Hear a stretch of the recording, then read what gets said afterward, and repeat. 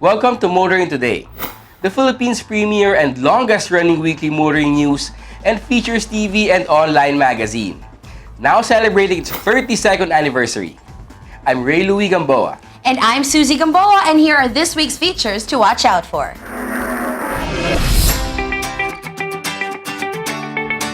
On Motoring Forum, we shall have attorney Martin Delgar III, LTFRB chairman, with insights into the taxi modernization program. A road safety reminder on the Young Street Smarts portion centers on the proper use of headlights while driving at night. This week's Buying Chuper shall be about following loading and unloading traffic rules. The public service segment shall have the motorist's take on the MMDA's provincial bus ban. Showcase this week shall have the luxury van from Toyota, the Alphard 3.5-liter V6 AT. While for race weekend, we'll have the highlights of the main event of the 2019 Vios Racing Festival, the Vios Circuit Championship Leg 1, held at the Clark International Speedway.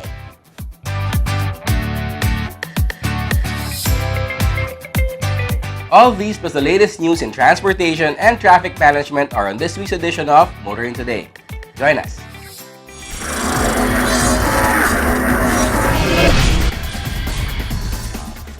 To the Motoring Today staff and crew, happy anniversary, 32nd anniversary. Please do continue to support the government in its trust for modernization. The things that make my day. My mini-me. My kind of jam.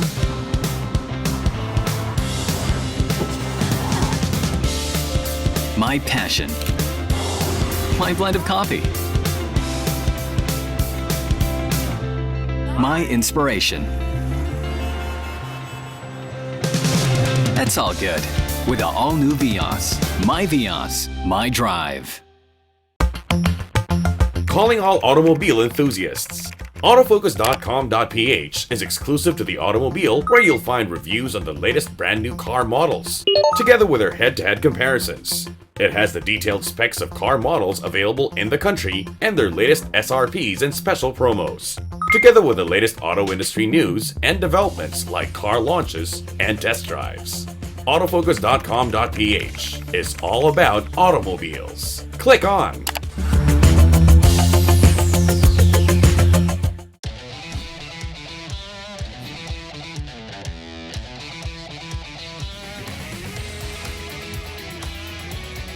Mitsubishi Expander.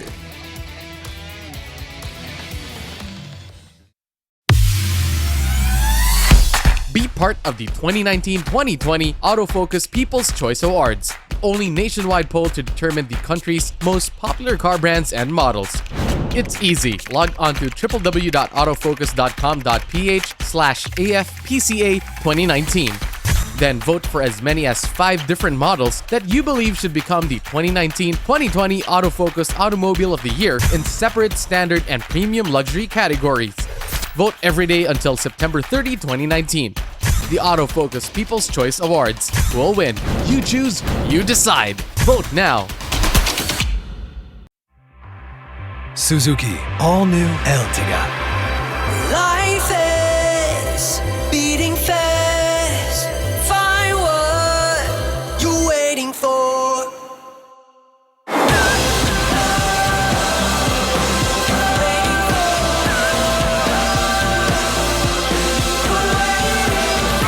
Seven-seater in style. All-New Ertiga debut.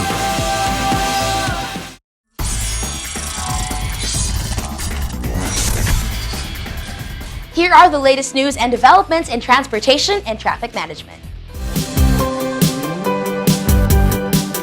With the recent announcement by Grab Philippines that they will be deactivating 8,000 TNVS units due to their failure to comply with the requirements in applying for a provisional authority, the DOTR and the LTFRB said the proper registration of TNVS is imperative for the safety and security of the riding public. According to Grab and the concerned government offices, TNVS operators and drivers have been given more than ample time to comply with the requirements in applying for a certificate of public convenience or a provisional authority. Applicants are encouraged to personally file their application for TNVS franchise, proof of their personal manifestation to assume an important public responsibility to render public service. An absentee applicant would not augur well for this purpose. LTFRB records indicate, in fact, that 40,522 TNVS units have already been granted with a CPC, 29,714 units of which secured a PA. According to the LTFRB, this proves that the timelines given were realistic and achievable. This is likewise proof that those who apply due diligence in compliance with state requirements are given an opportunity to participate in public transport service. The DOTR LTFRB said they do not intend to deprive opportunities for livelihood to applicants. The process, however, must comply with the level of accountability to the riding public, especially in moments of conflict and accident. The safety, security, and convenience of the commuting public are always the government's top priority. The DOTR LTFRB wishes to remind the operators and drivers that acquiring a franchise to operate as a public transport is a privilege, as it carries the responsibility and accountability of safety and securely transporting the commuting public to destinations. Hence, the government's strict implementation of the rules in applying. Meanwhile, the Toll Regulatory Board has approved new toll rate adjustments for the Subic-Clark-Tarlac Expressway or SC-TEX, authorizing the collection of an additional 51 centavos per kilometer. It could be recalled that the petition for toll rate adjustments was filed by the Basis Conversion and Development Authority in 2011. Under the approval, motorists with Class 1 vehicles traveling from Mabalacat City through Mabiga Interchange to Tarlac will pay an additional 20 pesos under the new toll fee matrix. Meanwhile, motorists using Class 2 vehicles using the same corridor will pay an additional 40 pesos and Class 3 vehicles will pay an additional 60 pesos. Meanwhile, motorists traveling between Mabalacat and Tipo and Subic will be charged an additional 32 pesos, 66 pesos, and 98 pesos for Class 1, 2, and 3 vehicles, respectively. Although SC-TEX toll rates have remained at 2011 levels, infrastructure improvements along the 94-kilometer tollway have continued. Since 2015, BCDA and NLEX Corporation have invested in various enhancement projects in the high-standard expressway to maintain motorist safety and convenience. Yes, we took over the SC-TEX in 2015, and since then, we have already put in massive investments. The first one was actually to integrate the toll collection system. If you recall, when you traveled from Manila to Tarlac, you had to stop 5-6 times. And if you wanted to go to Subic, you had to stop 6-7 times. So we integrated and simplified the tolling system such that today, maybe many people don't remember anymore, when you enter the NLEX in Balintawak, you exit in Tarlac, you only have 2 stops. So having to invest in a system like that takes a lot of time and resources, so we did that successfully. And then we followed that up by a complete asphalt overlay for the entire SC-TEX, all the way from Tarlac to Subic.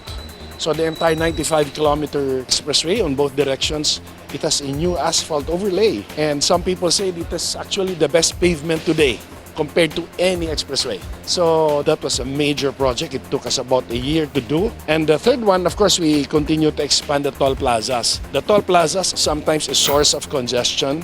So we added toll booths and we added toll lanes so that there will be faster transactions at the toll lane level. According to NLEX Corporation, the NLEX SC-TEX integration project in 2016 has reduced the cumbersome toll collection stops and have made expressway travel hassle-free. While the massive asphalt pavement upgrade in 2017 has made the ride smoother and quieter. On the other hand, the Tipo Toll Plaza and the new Mabiga interchange were boosted with additional toll lanes. NLEX Corporation also added that to improve 24/7 traffic monitoring and provision of roadside services, a modern traffic control room with CCTV cameras and radio communications was built in Mabalacat City. LED highway lights, emergency call boxes, crash cushions, and reflective delineator plates were also installed in key areas of the expressway to enhance motorist safety. Continuing, the LTFRB Central Office broke ground for its first ever impounding area in Barangay La Paz, Magalang, Pampanga. The establishment of the impounding area is an integral part of the campaign against colorum vehicles, wherein the LTFRB puts the safety and convenience of the riding public as its utmost priority. During the groundbreaking ceremony, LTFRB Chairman Attorney Martin Delgado III described the 3.5-hectare impounding area as a boot camp for impounded vehicles. The official commended the administration's support for the agency's campaign against colorum vehicles. The LTFRB also gave credit to the collective efforts of concerned agencies, including the Interagency Council for Traffic, in relentlessly continuing anti-colorum operations. The activity was led by the LTFRB together with Department of Transportation Assistant Secretary Manuel S. Gonzalez, LTFRB Board Member Engineer Ronaldo F. Corpus, as well as key officials of LTFRB's Central and Region 3 offices and of Barangay La Paz. With the establishments of the said impounding area in Pampanga, the LTFRB stressed that it will strengthen their campaign against colorum vehicles.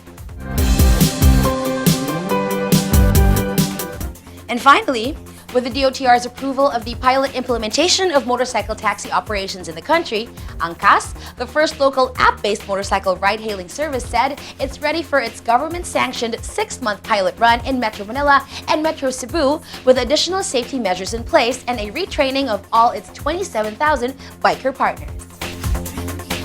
Angkas stated that they are retraining their current biker partners in preparation for the pilot run and in compliance with the directive and recommendations of the Technical Working Group created by DOTR to study the feasibility of motorcycle taxis.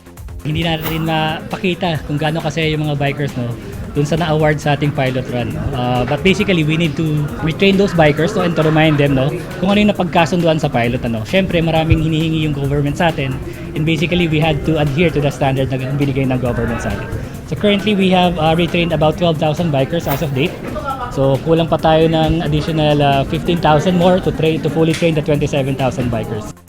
The motorcycle ride-hailing service app said the safety of the riding public has always been its advocacy. With this, Angkas failed over 70% of applicants to make sure that only the most capable bikers would ferry passengers.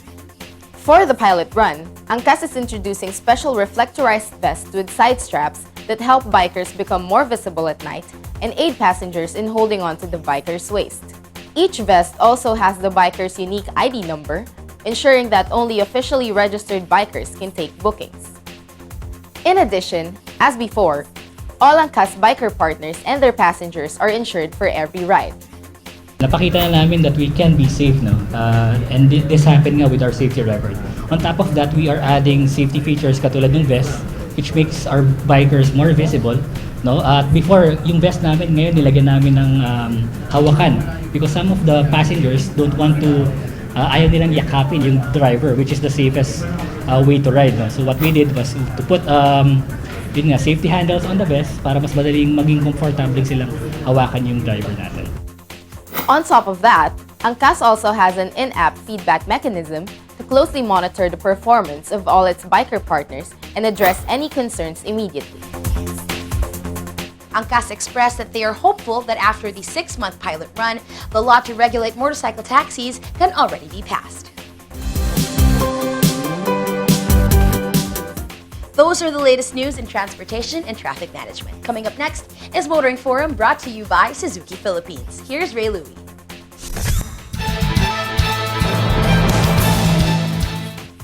Thanks, Suzy. Ever since Transport Network Vehicle Service, or TNVS, was introduced in the country, a lot of commuters have clamored for the service it gives and the safety and comfortability that it offers. Recently, Transport Secretary Arthur Tugade signed the amended guidelines for premium taxis known as the Taxi Modernization Program. This week on Motoring Forum, we'll have Attorney Martin Delgado III, LTFRB Chairman, to give us more insights into this matter. Hello, Chairman Delgra, and welcome once again to Motoring Today. Hello, and to all the viewers of Motoring Today. Ever since the news came out about premium taxis, people have been talking about this new move of the transport agencies behind it, the DOTR and LTFRB. For the benefit of our viewers, please tell us what is the current status of the country's taxi service and what is the rationale of the amending for the guidelines for it. As you well know, there has been a number of complaints regarding taxi service, and that's the reason why among the priorities that we have put in place when we assumed office at the start of the administration of Mayor Rudy Duterte, and upon our assumption of the office, among the priorities that we have put in place in order to address the issue on public transport was the taxi service. Marami pong mga issue about mga pasaway na taxi drivers sa bansa, although there's not much issue insofar as our hometown in Davao City is concerned, where Mayor Duterte has been mayor for quite some time. But nevertheless, it's something that we need to address, especially here in Metro Manila. And a large part of the activities that we have taken insofar as addressing the issues arising from taxi service is in the enforcement side. Meaning, we have been going after hindi lang po yung mga pasaway na taxi drivers or taxi units, but at the same time,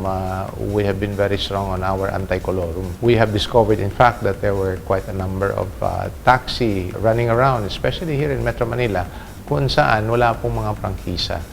So, among the apprehended units that we have impounded during our anti-colorum campaign were actually taxi units. But moving forward, not only having to address it on the enforcement side, but having to improve the taxi service in general, is having to put in place and implement the requirements of modernizing our taxi service and pursuant to the Omnibus Franchising Guidelines, among which is to put in place the necessary gadgets like CCTV and dashcam and the introduction of technology in the taxi service. Nakita po natin yan na how good technology was and still is insofar as the TNVS is concerned. And that's the reason why we have mandated it to be installed and used in our taxi service. Kaya po, ngayon, pag may magka-calibrate po ng mga bagong mga taxi units, kailangan na meron na silang mga apps or mobile apps for taxi service already in place. So, meron na po ng ganun. So, that's the state of our taxi service sa ngayon. And moving forward, we actually have already, upon the directive of Secretary Tugade, we already have put in place finalizing a memorandum circular in order to implement the modernization of our taxi service. Under the government's moving PUVMP, the taxi modernization program has been widely compared to that of the services given by TNCs. Paano ito naiiba, Chairman? People might think that the service is similar, the service that's being offered by the taxi as well as by the TNVS. Similar in a sense na wala pong rota ito. And then it's based on booking insofar as both TNVS as well as taxi. But in the case of the taxi, pwede rin pong yung tinatawag na street hail. But insofar as the availment of the service is concerned, alam po natin yung taxi service is 24/7.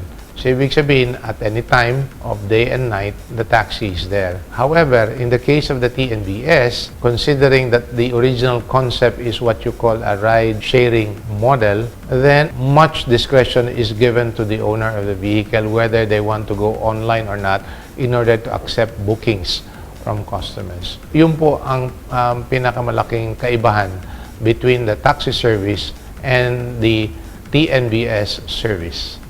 In a released statement, it has been said that the Transport Modernization Program aims to uplift 3 elements that will benefit both the commuters and drivers. Ano po ang mga iyon and how will the program make an impact on the transport system in the country? Okay. Among the salient features of this department order that was actually issued by Secretary Tugade is one is the modernization of the fleet. The modernization of the taxi service will actually introduce what we call premium taxi. Ano po ibig sabihin nitong premium taxi na ito? Insofar as the unit is concerned, mas malaki po yung unit na ito in terms of engine displacement, in terms of legroom, in terms of cargo compartment, and which will give more safety and convenience to the riding public, especially those taking taxi service. Pangalawa, we're looking at, again, using the apps so that when you book premium taxi, you can actually book them through the online, through the apps. Pangatlo, we're actually saying that in order to make the taxi service more responsive to the riding public, we are mandating what you call the fleet management system that we are going to require of premium taxi operators.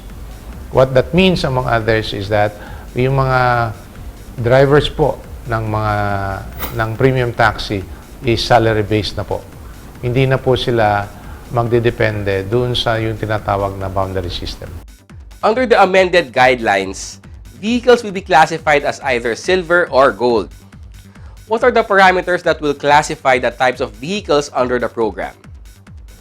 Much of that would actually depend on the kind of unit that will be used. Obviously, when we talk about the gold type of premium taxi, it's much higher than the silver type service for premium taxi. So, yun po ang very fundamentally ang difference between these two. You've touched the provision of the driver's salary earlier, sir, which might be good news for our taxi drivers. Kapareho po ba ito ng mga jeepney modernization program where operators and drivers are under a cooperative? Opo. In fact, insofar as the salary-based system that we have put in place under the modernization program, hindi lang po ito para sa taxi service, kundi po para sa lahat ng public transport, no? From buses, UV, taxi, even PUJ, which is given much focus under the modernization program of the public transport. So, yung mga bagong rota under the modernization program o kaya yung mga bagong serbisyo kagaya ng taxi, minamando na po natin na salary-based na po yung mga drivers na ito. Thank you very much for your time, Chairman Delgra. Before we end, do you have any message to the viewers relevant to this topic? We are very much eager to announce the taxi modernization program, and so we would invite the public to await the implementation of this taxi modernization program, and as well as alam nyo po, ongoing yung implementation ng modernization program of the PUV all across the country. So, tuloy-tuloy po ito. I hope you will continue to support us, to support government, to support DOTR and LTFRB in the smooth implementation of the PUV modernization program. Thank you once again, Attorney. Thank you, and happy motoring. Attorney Martin Delgra III, the LTFRB Chairman, our guest this week on Motoring Today's Motoring Forum, courtesy of Suzuki Philippines.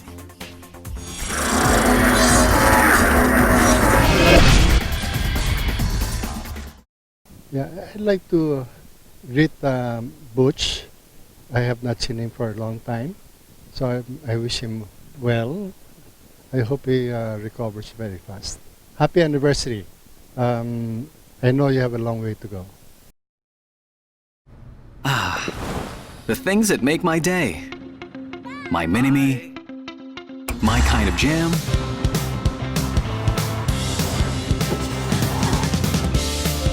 my passion, my blend of coffee, my inspiration. That's all good with the all-new Vios. My Vios, my drive.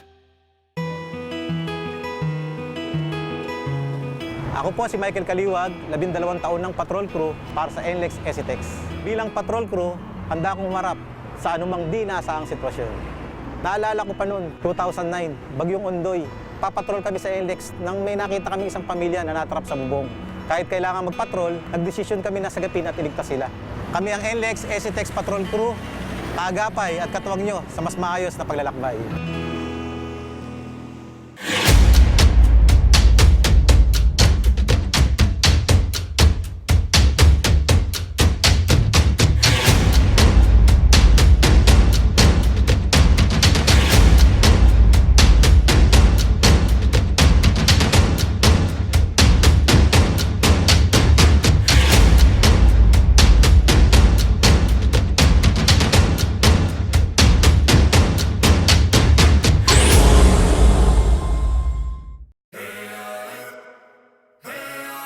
designed to get back from any adventure. Every day without fail. Being tough is not enough, so we keep testing.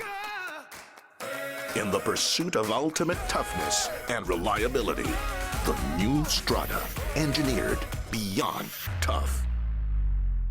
Drive your ambition. Mitsubishi Motors.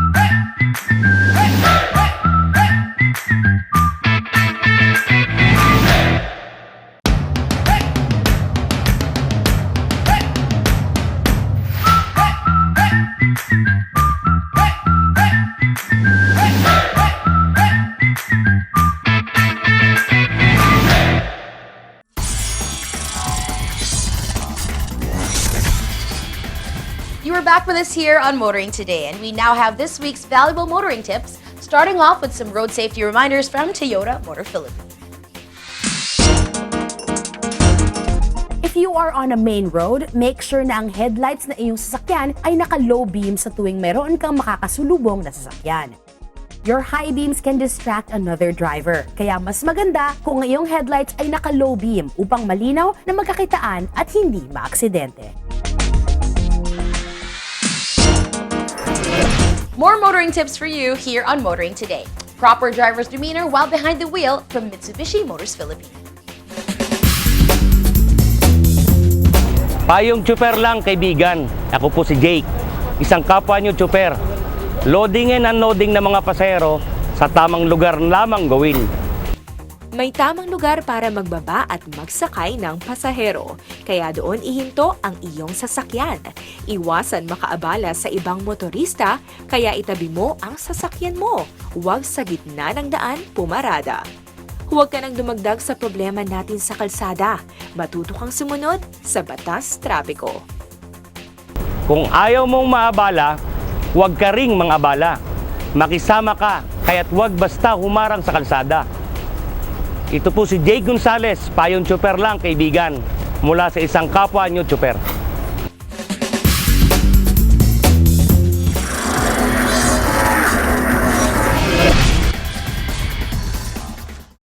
Hello and congratulations on 32 years to Motoring Today, of course, my Sunshine TV family, and to the one and only Mr. Butch Ray Gamboa. Congratulations on making it to 32 years.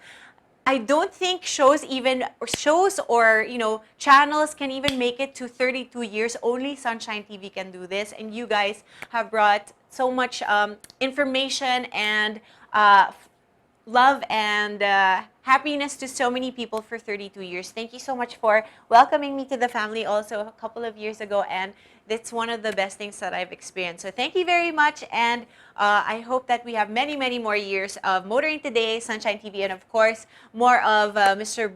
Ray Butch Gamboa on TV for the years to come. So congratulations and happy 32 years. Every time I'm on the road, I can also expect high performance from Phoenix Fuels. We made it! Now with Pulse technology, delivers enhanced power and acceleration to make every trip come alive. Every time I'm on the road, I can also expect high performance from Phoenix Fuels. We made it! Now with Pulse technology, delivers enhanced power and acceleration to make every trip come alive.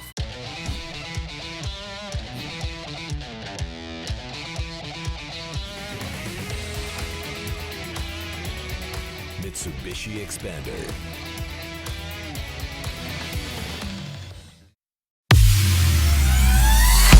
Be part of the 2019-2020 Autofocus People's Choice Awards, the only nationwide poll to determine the country's most popular car brands and models.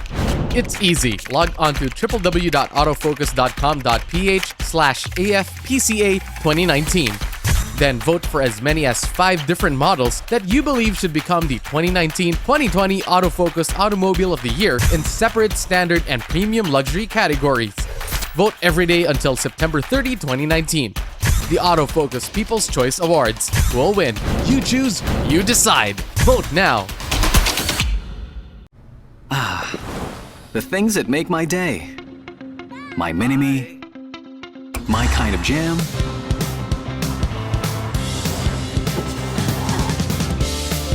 My passion. My blend of coffee. My inspiration. That's all good with the all-new Vios. My Vios, my drive.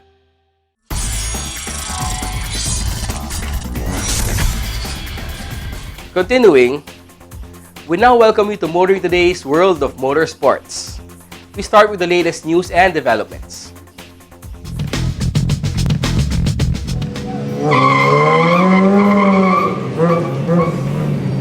The Rivera brothers ruled the fourth leg of the 2019 Race Motorsports Club National Slalom Series. Estefano Rivera bolstered his campaign to claim this year's Slalom King title by again setting the best overall time of the day during the fourth leg of the slalom season held at the parking lot of Robinson's Antipolo. His time of 44.34 seconds bettered his brother Milo's time of 45 seconds flat. Estefano's time was also the quickest in front-wheel drive class. Paui Base kept his own campaign to win the Slalom King title by setting third overall best time with a 45.13 seconds run. Javi Moreno turned in the fourth fastest time of the day with a 45.18 seconds run. Rod Chang was fifth fastest overall with a time of 46.16 seconds. He also remains undefeated in the novice class this season. The fifth leg of the National Slalom Series will be held on June 30 at Robinson Santa Rosa.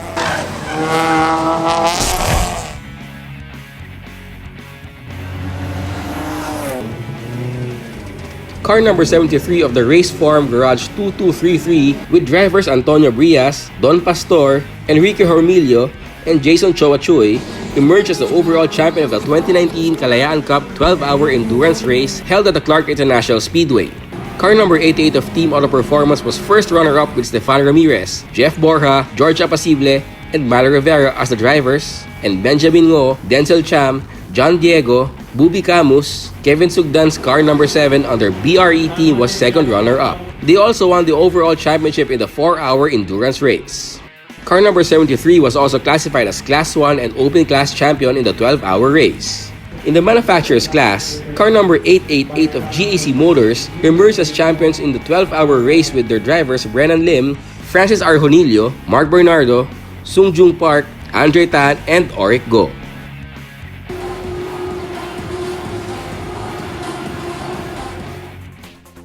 More on the world of motorsports here on Motoring Today as we now give you Race Weekend.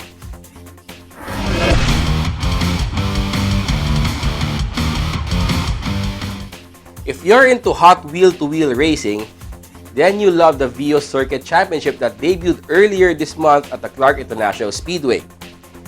The first leg of the championship, the main attraction of this year's Vios Racing Festival, featured really heated wheel-to-wheel action on the track. Up next is Race Weekend with some of the highlights of the exciting races, as well as interviews with Toyota's top honchos and some of the racers themselves still revved up from the adrenaline of wheel-to-wheel battles on the speedway.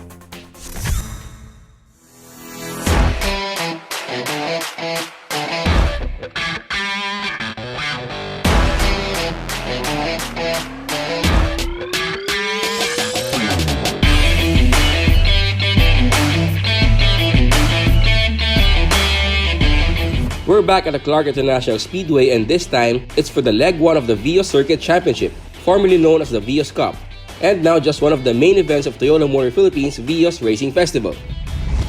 Welcome to the 2019 Vios Racing Festival. Today we're holding two types of events. It's the Vios Circuit Racing Challenge and the Autocross Challenge. What happened in April at the MOA grounds was just the Autocross Challenge. It's a timed race using an obstacle course. So you basically compete with yourself, improve your time every time you go through the obstacle course. Today, we're holding the first leg of the Vios Circuit Racing Challenge. And this is the same as what we did during the previous seasons of the Vios Cup. Toyota has expanded the Vios Cup, the annual one-make racing series that has grown over each of the 5 consecutive years that it has been held, into a full-blown festival for motorsports. The aim is to make the series even more popular with the public while revealing the wakudoki spirit hiding inside its entry-level sedan, the Vios. This event is a more grassroots racing event, so enhance our sporty image. We call it the wakudoki. It's exciting or thrilled under the Toyota brand. So I believe it was quite successful to enhance our Toyota brand. The first leg of the new Vios Circuit Championship saw teams and drivers compete in 3 scheduled races at the Speedway. Like in the past years, they battled in wheel-to-wheel races in stock Vios cars, prepped for racing. But unlike before, only 3 class championships are on the line: the celebrity, promotional, and sporting classes. And there's reason for this. It's the first time that we're using the full model change Vios as one-make race units for our Vios Racing Challenge. And aside from that, in terms of participation, this time for the circuit racing, we don't have super sporting class yet because it's the first year. So the idea is for the racers to develop themselves, their skills, and improve to the next level. So by next year, we expect that some of those in the sporting class will be promoted to super sporting class.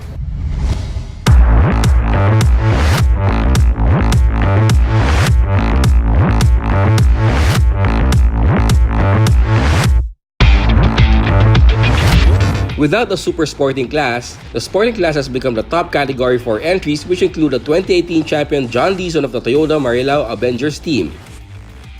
It was a hot 2 days at the track, and the racing just as heated, with racers in all categories starting on the same grid following practice and qualifying. John started his campaign to defend his sporting class crown on pole position in race 1 after dominating the qualifying round. Following a solid start at the head of the grid, John went on to win race 1. Race 2 saw him hampered by transmission problems, and he finished 6th in class. But starting from the back of the grid in race 3, John was easily the most impressive racer of leg 1, slicing and dicing past all other drivers, except race 3 winner Lord Seno to finish 2nd overall. Yesterday, we have a good pace. We're doing well and hopefully finish the race in first. But today, medyo nagka-problem kami sa car. Pag launch ko kanina sa start sa race 2, when I tried to put it on 4th gear, ayaw pumasok. So, I was like, baka may problem. Sa race 3, I was on 17, so mga last na position. So, sabi ko, kung kaya ko, I'll do my best. Yun, na-try ko focus sarili ko kasi gusto ko maging at least top 5 lang para may points.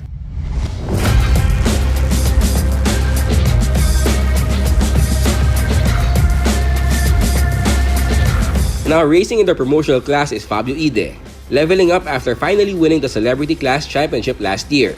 Fabio finished 6th in his class in race 1, which was won by Francis Adriano. The former Celebrity Class racer finished 3rd in race 2, which was again won by Francis. Fabio got involved in a race incident and was qualified 6th in race 3, which was won by Julian Tang. I feel very, very happy with the opportunity. After I won the overall celebrity last year, like I honestly thought that maybe this is it. Maybe this is it. Toyota is gonna go like, you know, we've been with us for 5 years. Tama na. We're gonna look for new racers. So when they actually told me na, hey, we still won you, but now we're gonna represent the Tier S, the celebrity group, pero sa promotional class. Siyempre, sobrang masaya ko talaga, di ba? So now I'm here. I just had my first 3 races in the promotional class. I had a good race in the first leg. It was okay. Second leg, I got 3rd place. It was really nice. Last leg, I didn't do very well. Somebody crashed on my car. I lost a lot of power. But this is racing, you know, and it's nice to be now racing for a different leg, a different class.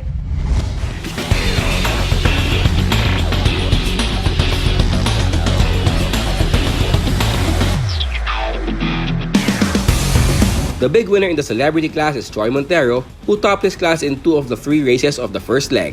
Troy is looking to dominate his class in the next legs and finish ahead of those in other classes. Definitely, I want to sweep. I mean, first race, I wasn't able, because I had an engine problem, car problem, I wasn't able to finish. So I started last place. I worked my way up to first from last to get first place, which puts me in a good position for the third race. I was able to get first again and then move my position with the other classes. So for me, like, you know, I'm sure the other celebs are kind of like, Troy's winning, but you know, these guys are going to get better. With that, I'll also get better. So my goal is to represent the celebrity class, but to also do well against the other racers.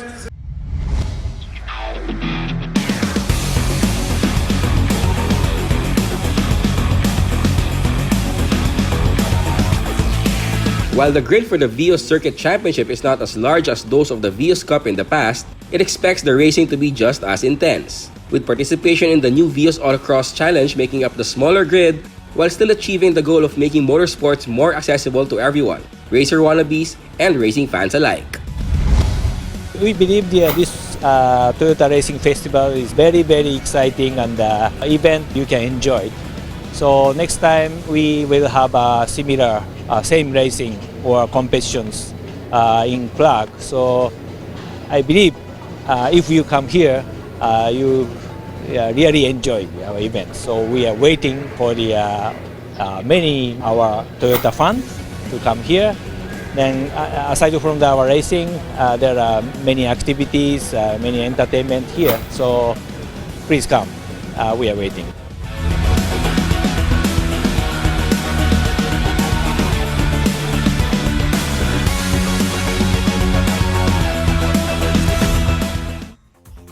If the enthusiasm of racers and teams vying for points and trophies, as well as eager spectators who showed up to watch the races, are any indication, the Vios Circuit Championship should be another runaway success for Toyota. The One Make series, using stock all-new Vios slightly modified for racing, continues to fuel interest for grassroots racing and become a rich breeding ground for Filipino racing stars.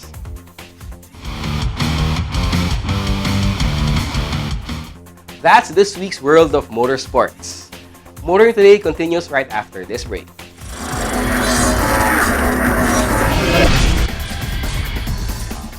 Happy 32nd anniversary and maraming salamat for your continuous support in the success of all the slalom events. Without Motoring Today, I'm sure hindi ganun ka-successful ang lahat ng events ng Race Motorsports Club Slalom Series. So more power, good health, and see you guys in the upcoming slalom races of Race Motorsports Club.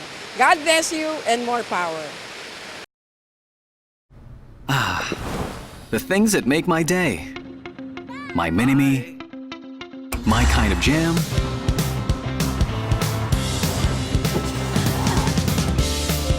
My passion. My blend of coffee. My inspiration. That's all good with the all-new Vios. My Vios, my drive. Be part of the 2019-2020 Autofocus People's Choice Awards, only nationwide poll to determine the country's most popular car brands and models. It's easy. Log on to www.autofocus.com.ph/AFPCA 2019. Then vote for as many as 5 different models that you believe should become the 2019-2020 Autofocus Automobile of the Year in separate standard and premium luxury categories. Vote every day until September 30, 2019. The Autofocus People's Choice Awards will win. You choose, you decide. Vote now.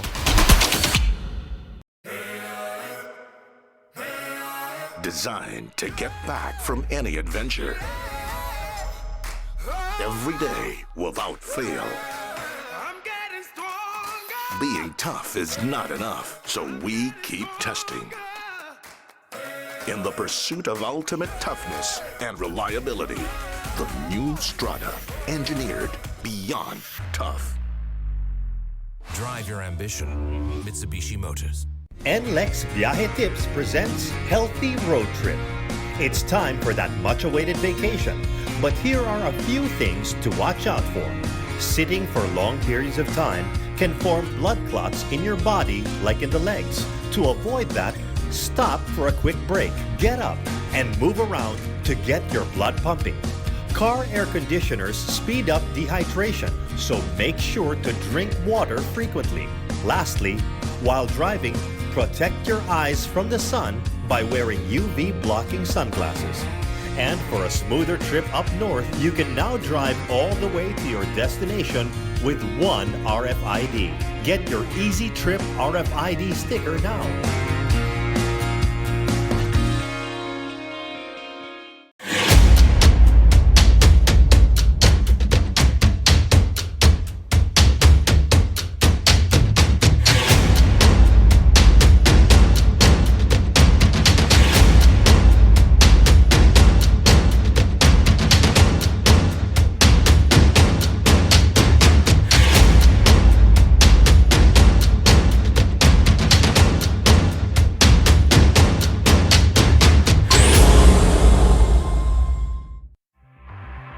Suzuki all-new Ertiga.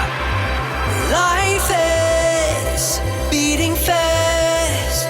Find what you're waiting for.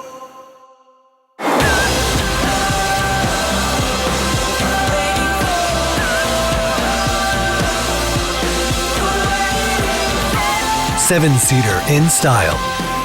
All-new Ertiga debut.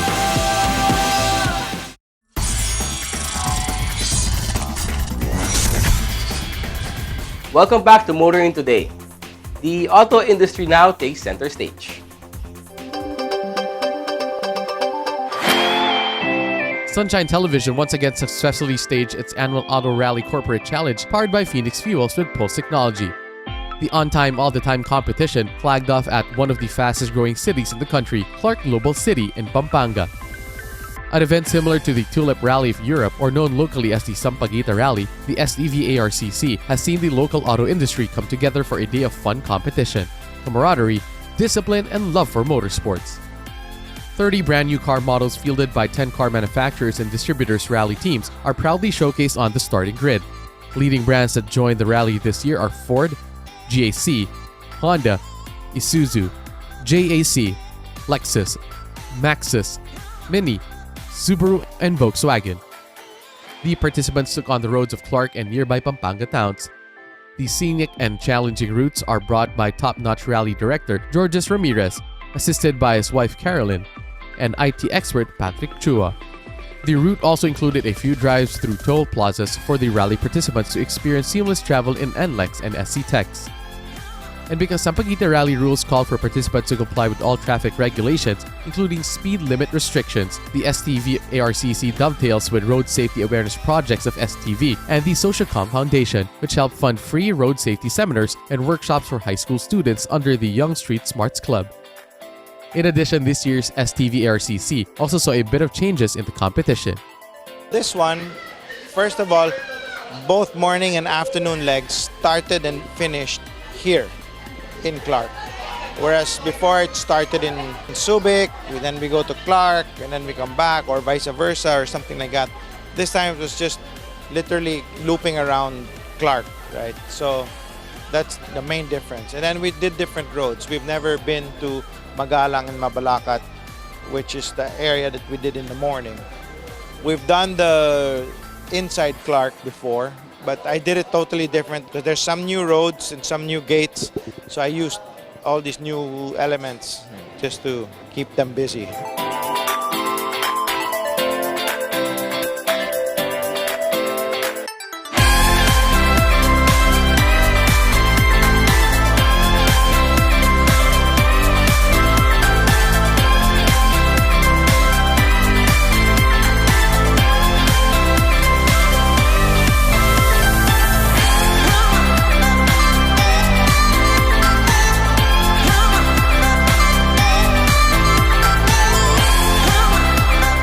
The 2019 STVARCC is powered by Phoenix Fuels with Pulse Technology and in cooperation with NLEX Corporation, Clark Global City, and Clark Development Corporation.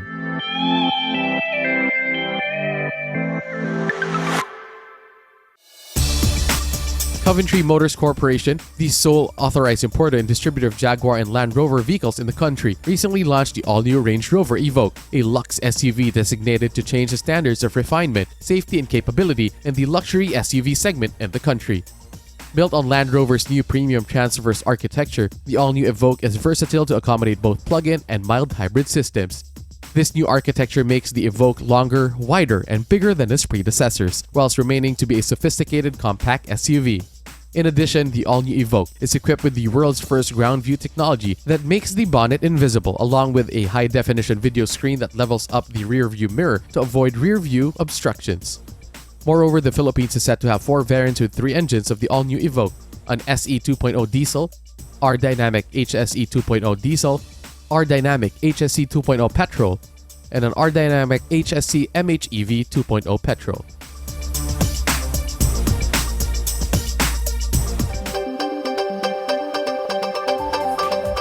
Our car of the week is next on Showcase, courtesy of Prudential Guarantee. A vehicle that has a sleeker design and is equipped with more advanced features compared to its predecessor, that is the 2018 Toyota Alphard.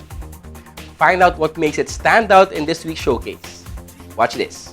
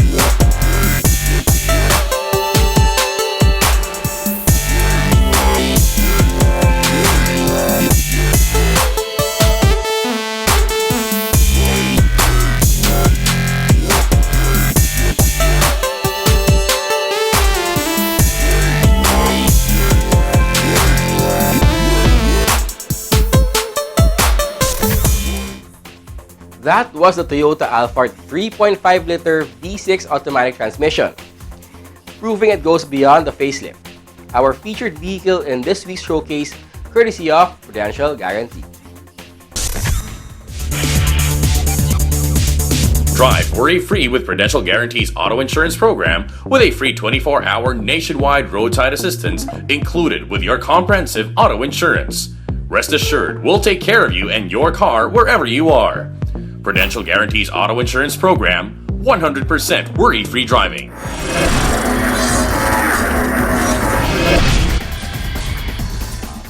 Congratulations sa Motoring Today. Hindi po ako bago sa inyo. Way back nung LTO days ko, ay nagkaroon na po tayo ng collaboration. At again, in behalf of my agency, the LRTA, ay congratulations sa pangilan yung anniversary, 32. Napakatagal na, no? Maraming salamat din sa inyong pagsuporta.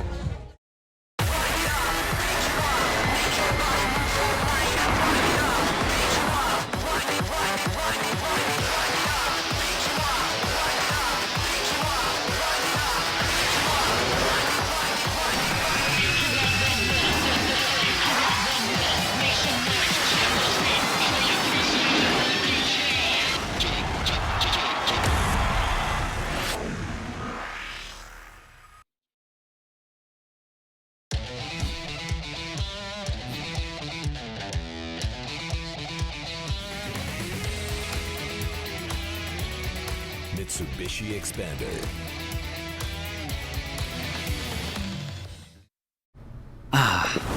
The things that make my day.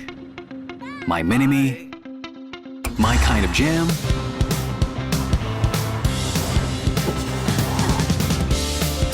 my passion, my blend of coffee, my inspiration. That's all good with the all-new Vios. My Vios, my drive. Be part of the 2019-2020 Autofocus People's Choice Awards.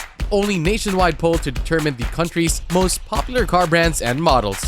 It's easy. Log on to www.autofocus.com.ph/AFPCA 2019.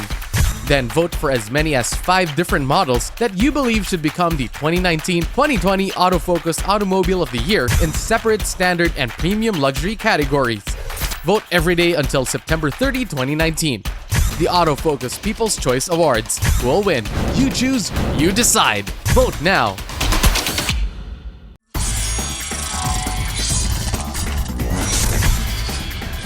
On the final stretch of Motoring Today, we have our public service segment brought to you by Honda Cars Philippines.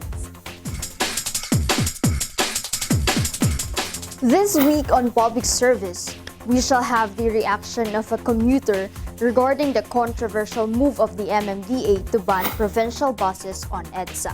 This move has long been proposed and in fact has been implemented, shelved, and back in the picture once more. Up until now, we get to hear and see comments, reactions, and feedbacks from the commuting public, most especially on social media, and majorities on the negative side of it. We asked one of the commuters we bumped into, and this is her thoughts on this move. Maraming mga commuter yung mahihirapan kasi ang layo kasi ng Valenzuela. Tapos, like for example, dito ka lang galing, tapos hindi ka makakasakay, di ba? By terminal lang. So, kawawa yung umuwi. Okay lang sana kung may kotse kang may kotse ka. Paano kung pag wala? At the same time, malayo din yung uwian mo. Or di kaya, minsan gabi ka na umuwi. Ganun. We shall be asking the MMDA for more information and clarification on this controversial traffic management scheme of the agency. That's our public service segment from Honda Cars Philippines.